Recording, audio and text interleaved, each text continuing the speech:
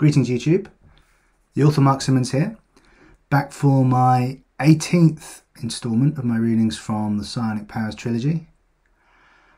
In this episode I'll be reading a snippet from chapter 2 of my third novel, Raised from Darkness. In the story so far, our protagonist has survived another night of rioting and violence and various other atrocities and has made it back to the Manse with a number of other members of the group, but he's a bit worried because Kadiya's got a prisoner with her, and he's not quite sure what she's going to do with him. Raised from Darkness is available on Amazon via Poe Boy Publishing. As always, I've not rehearsed this, so we'll see how much of it I stumble over. This is an extract from chapter 2, which is called Questions. Reluctantly, Whitfield followed Kadiya. As he jogged to catch up with them, he realised that he'd never been in this part of the Manse before. Although, as he took in the ageing walls and the identical doors on either side of him, he could have been mistaken. It all looked the same to him.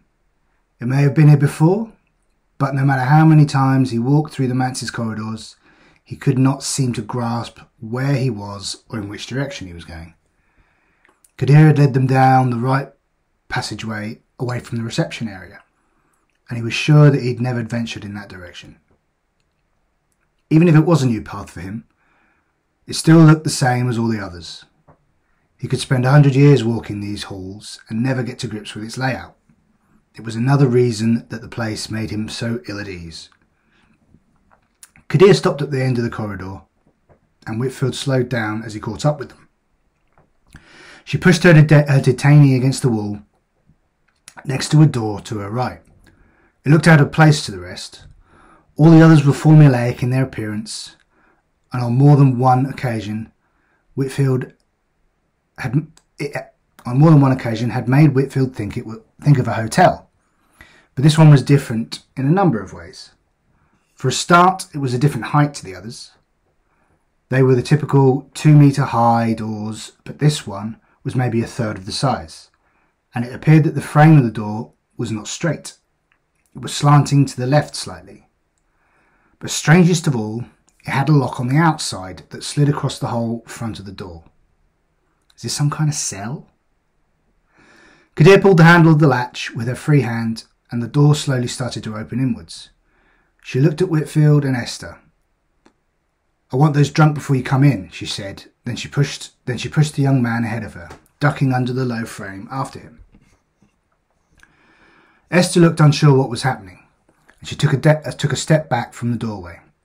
Whitfield tried to reassure her with a smile, but she only stared back at him blankly. "It's okay," he said, but he didn't believe his own words. I'm sure Kadiya is just going to help him get that gag out of his mouth. Something had been taken from behind her eyes over the past few nights. Whether it was her initial innocence or her levels of ignorance that had gone, Whitfield couldn't be sure. However, she was definitely not the child that he had been first introduced to. What they had gone through at the Stag's Head would have been enough to send even the most hardened person over the edge, let alone a 16-year-old child who had never been introduced to the world. "We'd best do as she says, though." Whitfield twisted the cap off his bottle and began to drink. With each mouthful he could feel his tight muscles ease and the bruises all over his body stop throbbing. Esther did as she was told, and they had soon both finished their bottles. Whitfield took hers from her and then placed both of them on the floor next to the cell door. Whitfield gave up trying to smile at her and instead tried courtesy, offering for her to enter before him with a wave of his hand. Whether it was etiquette that made her curtsy and then walk into the room, or a genuine desire to do so, Whitfield would never know. However, she had accepted his offer and walked through the door. The room was cold and void of anything that resembled the amenities that you would find in your average household. A single bare bulb hung from the centre of the ceiling. In fact, it was nothing like anything Whitfield had seen in any house. The walls and the floor were stone, unlike all of the wooden surfaces that lined the rest of the building. The irregular shape of each individual block of stone befitting that of an earlier era of masonry work. Avez had mentioned that the manse was old, and this room seemed to back up his words. The design of the fine cellar that Kadiya had brought the bottles of blood from backed up that idea too. Every time he had gone down into the cellar, it had reminded him of a mausoleum, more of a mausoleum than a cellar. This room was no different. If anything, it added to the priest's story.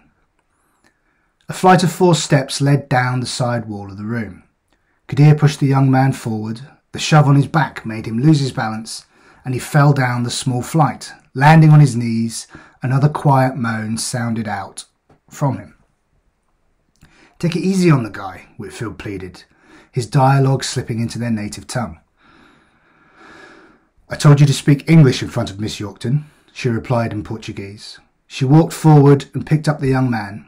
"It's rude to talk amongst ourselves, particularly when we are in her country," Kadiya continued in English, as she forced the young man into the centre of the room. She pushed him over to what looked like a dentist chair. "Sit," she ordered, and the young man complied. With quick hands, she fastened his left wrist down onto the armrest using a leather strap. He tried to loosen it with his free hand, but Kadiya casually took his right hand and forced it down onto the other armrest. His other hand was tied down just as easily. "Is that necessary?" Whitfield asked, but his question was ignored. Kadiya turned away from them and her captive and stared at the far wall. Whitfield had not noticed what was hung upon it until his attention had been drawn to it. The sight of what hung there and what it implied turned his stomach. Displayed in all their glory, each outlined in white chalk, were all manners of tools hung in place. Kadiya stood with her hands on her hips and studied everything that hung before her for a moment. The casualness of her pondering added to the nausea Whitfield was feeling. Not only had she tied the poor man down, but she was actually considering what to use when torturing him. She took a step forward and pulled a pair of pliers down off the wall. "Is there any need for this?" Whitfield took the steps down into the room, 2 at a time, moving around Esther as he did so. However, he paused as Kadiya turned to him with the pliers thrust out in his direction. "If we want him to talk, then we need to remove the nails that have been hammered into his jawbone." She turned back to the young man and then tipped the seat back. "So yes, there is." There you go. Another little bit of book 3. A little insight into another side of Kadiya's personality. As I said, Rays of Darkness is available on Amazon. The UK and US links will be in the body of this video, along with my Facebook author page, my Instagram page, my Twitter page. If you like it, let me know. If you don't like it, let me know. Yeah, there you go. So I'll see you next week.